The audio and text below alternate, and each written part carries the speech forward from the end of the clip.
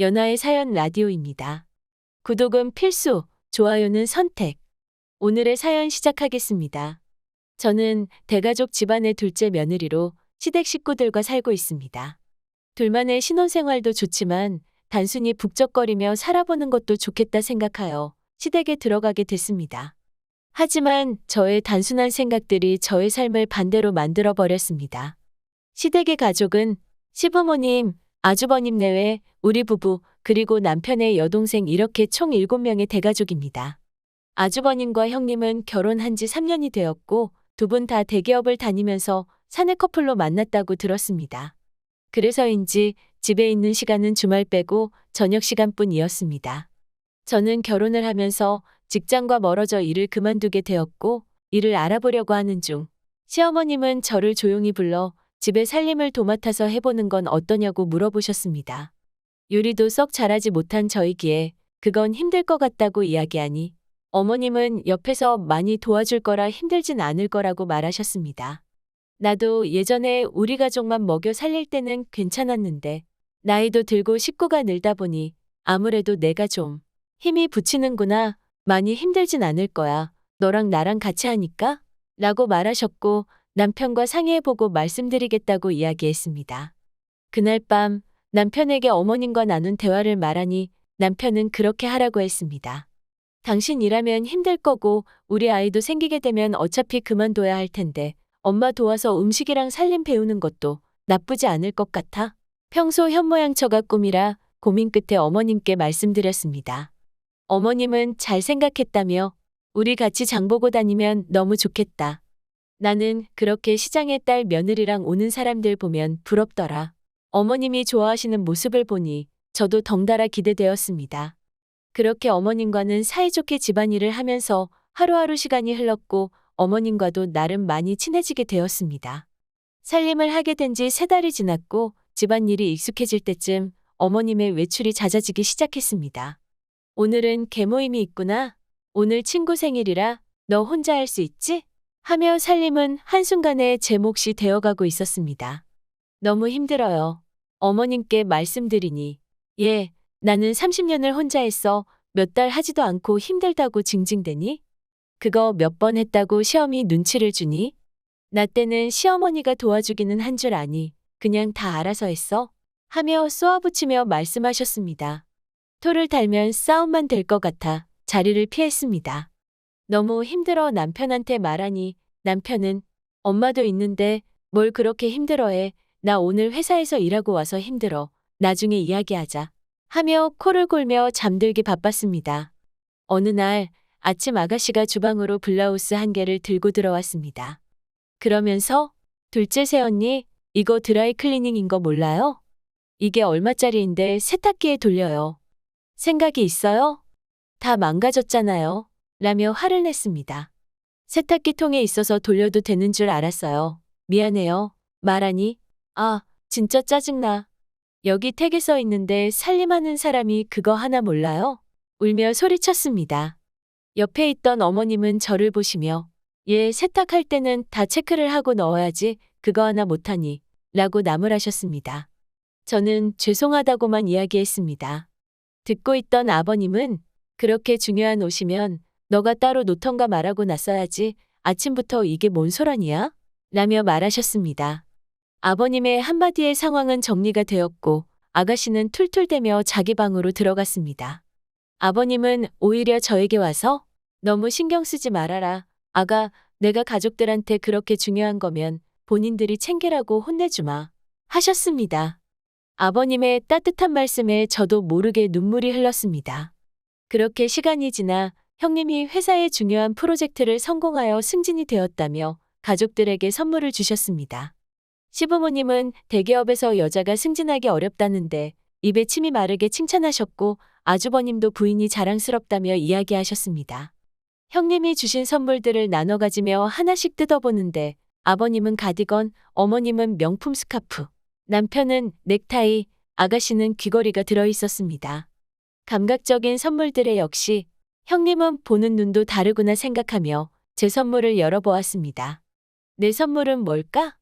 아가씨처럼 귀걸이인가 하고 선물을 뜯는 순간 할 말을 잃었습니다. 제 선물은 꽃무늬가 있는 앞치마였습니다. 다들 멋진 선물이었는데 고장 나는 앞치마라니 웃음이 사라졌습니다.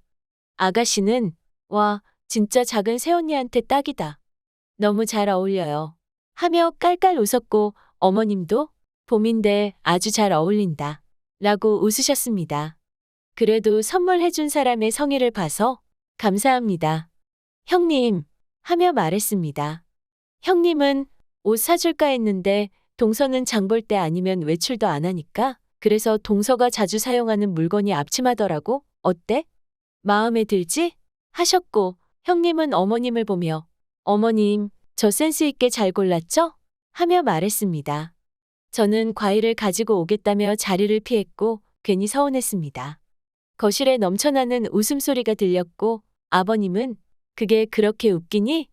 큰애 너도 그러는 거 아니다. 라고 말씀하시며 방으로 들어가시는 소리가 들렸습니다. 아버님이 자리를 피하자 어머님은 웃기기만 하고만 왜 저래 신경 쓰지 마라 큰애야 라며 말씀하셨습니다. 아침을 하러 주방으로 오니 평소 입던 앞치마는 눈에 보이지 않았고 어제 형님이 준 앞치마만 덩그러니 있었습니다. 할 수 없이 앞치마를 하고 밥을 차렸습니다. 가족들이 하나둘씩 모였고 아가씨는 주방에 들어오자마자 저를 보며 깔깔거렸습니다. 역시 작은 새언니는 앞치마가 참 잘 어울려 하며 얄밉게 이야기했습니다. 아버님은 시끄럽게 하지 말고 밥들이나 먹어 하며 상황은 종료되었습니다. 집을 치우고 방에서 쉬고 있는데 똑똑하며 둘째 아가 나 좀 들어가도 되니 하며 아버님이 들어오셨습니다. 네, 아버님 뭐 필요하세요? 라고 물었습니다. 아버님은 어제 많이 속상했지. 마음에 담아두지 말아라. 나쁜 마음으로 한 선물은 아닐 거다. 하며 흰 봉투를 저에게 건네시며 별건 아니고 내가 사다 줄까 하다가 너가 직접 보고 사는 게 좋을 것 같아서 백화점 상품권인데 마음에 드는 옷 사 입어라. 하셨습니다.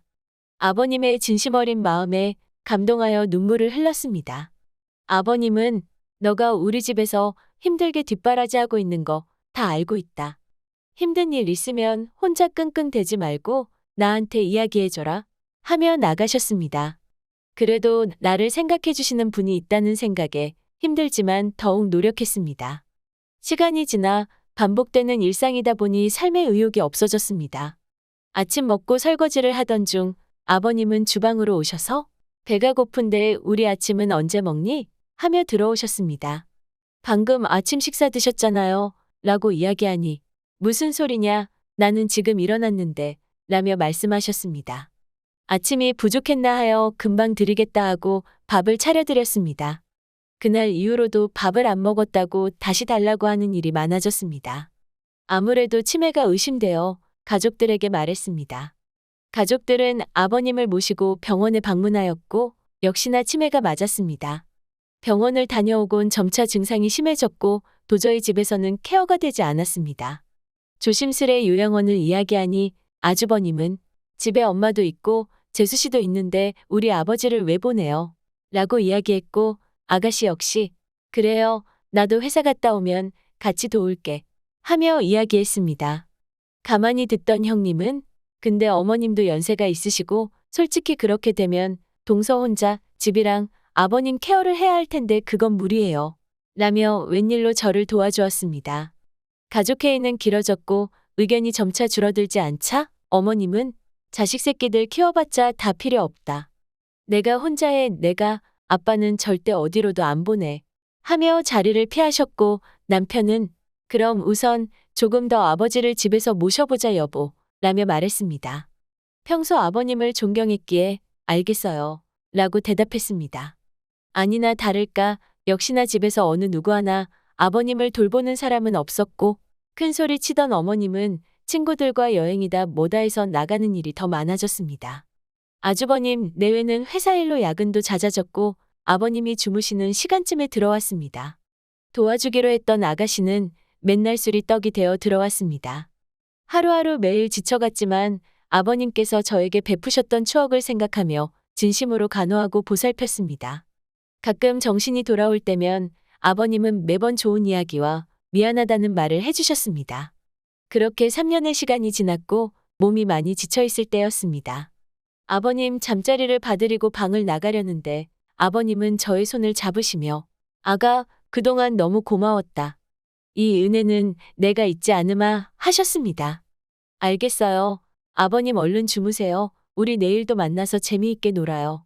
하고 방문을 닫고 나오는데 평소와 다른 아버님의 인사에 의아해하며 잠에 들었습니다. 다음 날 아침 갑자기 비명소리가 들렸습니다. 급하게 1층으로 내려가니 어머님이 울고 계셨습니다.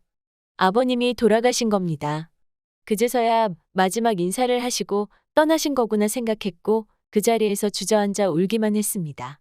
그렇게 상을 치르고 온 가족이 모인 자리에서 아주버님이 갑자기 서류 봉투를 들고 오더니 재수 씨, 눈이 있으면 설명해봐요. 이게 뭐예요? 하며 봉투를 저에게 던졌습니다. 당황하여 종이를 열어보니 부동산 서류가 들어 있었습니다. 이름을 보니 제 이름이었습니다. 이게 뭐지 하고 당황해하며 쳐다보니 아버지를 어떻게 꼬셨길래 명의가 재수 씨 이름으로 되어 있어요? 라며 말했습니다. 알고 보니 아주버님이 상속 관련하여 알아보던 중 아버님이 가지고 계셨던 작은 건물과 땅이 있었고 명의를 이미 제 이름으로 바꿔놨던 것입니다. 그러면서 공증받은 유언장에도 저에게 양도한다고 기재되어 있었습니다. 아가씨는 내가 아버지 딸인데 이건 아니지. 솔직히 말해봐요. 둘째 언니, 아버지 정신 오락가락할 때 언니가 바꿔놨죠? 하며 이야기했고 형님은 우리가 그렇게 나쁜 사람들도 아니고 동서 솔직하게 이야기하면 동서한테 피해 안 가게 마무리할게. 우리 가족이잖아. 이건 아니지. 재산은 자식들이 갖는 게 맞지? 라며 말했습니다. 덩달아 남편도 여보, 아버지가 아마 정신이 오락가락 하셨을 것 같아 문제되지 않게 공동으로 나누자 하며 이야기했습니다. 다 듣고 있던 어머님은 너 솔직히 말해봐. 둘만 집에 놔뒀더니 치매 걸린 시아버지를 어떻게 구워 삶았길래 이렇게 만드니? 얼른 명예 바꿔놔. 울며 소리치셨습니다. 가족들은 누구 하나 할 것 없이 저에게 듣기 거북한 말을 했고 제 편은 없었습니다. 도대체 이 집에서는 내가 어떤 존재이지 하며 정신을 차렸고 마지막 날 아버님이 저에게 했던 말을 되새기며 다들 정말 너무하시네요. 아버님이 저한테 주고 싶으셨나 보죠. 제가 가족들에게 얼마나 희생하며 살았는데 정말 화가 나네. 더 화가 나는 건 뭔지 아세요? 단물 다 빨아먹고 힘없는 노인 취급하는 당신들 때문이야. 필요할 때만 살랑살랑거리고 정말 역겹네. 아버님이 아프셨을 때 누구 하나 신경 쓴 사람 있어요? 저는 너무 화가 난 나머지 가족들한테 쏘아 붙였습니다. 옆에 있던 남편은 가식적인 표정으로 나도 당신이 정말 고생한 거 다 알아. 내가 얼마나 걱정하며 지내고 있었는데 라고 말했습니다. 그 행동과 말투가 앞으로 나아가야 할 방향을 알려주었습니다. 니놈이 제일 나빠? 너만 믿고 이 집에 들어왔는데 너까지 날 무시해? 난 절대 포기할 생각도 없고 아버님이 주신 거라 명의도 못 바꾸니까 그렇게들 아세요. 하며 소리쳤고 남편을 보며 날 가정부로만 대하는 너랑도 이제 끝이야. 이혼하자. 그 자리를 박차고 나왔습니다. 집에는 들어가지 않았고 남편과 시댁 식구들은 잘못했다며 연락 왔지만 저는 확고했습니다. 결국 시간이 지나 남편은 이혼 서류에 도장을 찍었고 아버님이 물려주신 재산으로 풍족하게 잘 지내고 있습니다. 아직도 굽신거리며 때가 되면 찾아오는 전 시댁 식구들 때문에 피곤하지만 그 모습이 고소하 재미있습니다. 치매 걸리신 아버님을 가족들보다 헌신적으로 돌봐드린 것에 대해 알아주신 선물이라고 생각합니다. 오늘의 사연은 여기까지입니다. 구독은 필수, 좋아요는 선택. 다음 시간에도 함께해요.